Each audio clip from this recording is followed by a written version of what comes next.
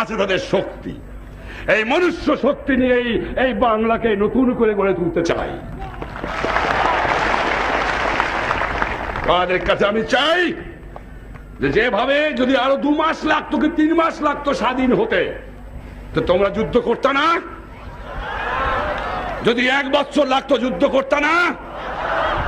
না খেয়ে কষ্ট করতে না? তোমরা শত্রু মোকাবেলা করতে না? গুলি খেয়ে মরতে না? এই 1 বছর তোমাদের সর্বস্ব ত্যাগ করে আমার দেশের গঠনমূলক কাজে আত্মনিয়োগ তোমাদের করতে হবে। করবা?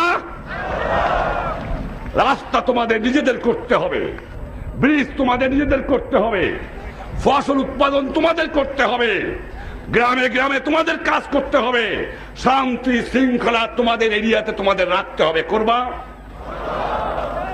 আমি জানি তোমরা করবা।